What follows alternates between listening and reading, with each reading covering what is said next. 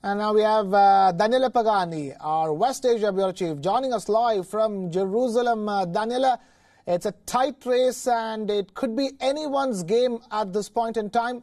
Talk to us in terms of what is the state of play one day before voting in Israel. It is really a very tough election for Prime Minister Benjamin Netanyahu, perhaps the toughest he has actually challenged. The polls, the forecasting polls, have shown him becoming the first and the second and the first and the second, and as 2 days ago, the coalition of his rival Benny Gantz was actually ahead by a few number of seats. It must also be said that in Israel, traditionally, the forecasting polls are always wrong. So it is really up to the final day and to the voters. We will know by the night tomorrow who actually is the winner. But yes, this is a very much neck-to-neck race. Benny Gantz enjoys large popularity, particularly among the middle class, particularly among many of those that Prime Minister Benjamin Netanyahu has to face a trial.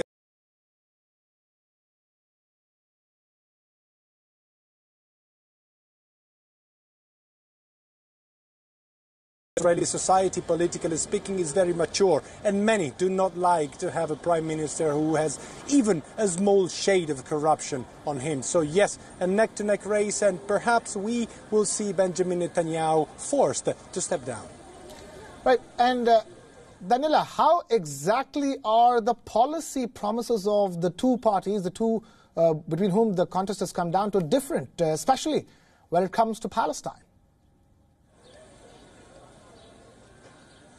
When it comes to the foreign policy of Israel, I would say that the two candidates share identical views. They see Israel as a prominent country. They will work towards more and more development and more bilateral trade agreements with all the friendly countries, including India. So I must say that in New Delhi, everyone can sleep peaceful dreams when it comes to the relation with Israel.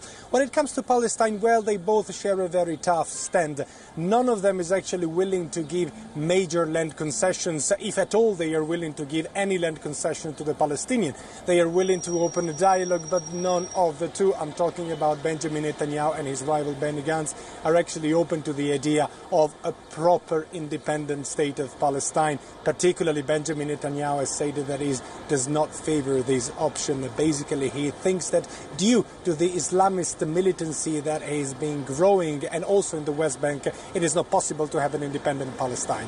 When it comes to domestic issues, well, perhaps it is there that the battle will be hardly fought, because the two contenders do share different views in terms of religion and in terms of putting their hands on something like civil marriages, like opening up the Western Wall for prayers to non-Orthodox. And Benny Gantz is seen as more, so to say, leftist and secular in this sense. Right, Daniela, one last quick question before we let go of you. Talk to us in terms of what should India be expecting from these elections in Israel. We've seen a lot of camaraderie between India and Israel over the last couple of years, ever since Prime Minister Modi visited Israel and Benjamin Netanyahu came down to India. Yes, the relation between India and Israel has now become very strong. I mean, India is the most important sales customer for weapons from Israel. Prime Minister Narendra Modi and Prime Minister Benjamin Netanyahu share also a sort of personal relation, a very positive personal relation. So, of course, if Prime Minister Benjamin Netanyahu will be re-elected, it will be easier for India to keep walking on the path. But, as I said, there is no real difference when it comes to foreign policy. Both the candidates, also Gantz, see India very favorably. The people-to-people relation is very good. We have many Israeli citizens visiting India every year and enjoying Goa and particularly the southern beaches after the military services. Also, the bilateral trade are flourishing and the military cooperation too.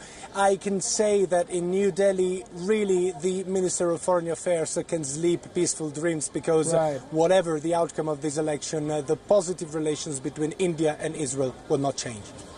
Our West Asia Bureau Chief, Daniela Pagani, joining us live from Jerusalem, and he will be getting you all the live updates all through election and counting day in Israel. But for now, Daniela Pagani, thank you so much for taking time out to be with us here on Your Story. So India and Israel are holding parliamentary elections this week. In Israel, polling will open and close on Tuesday.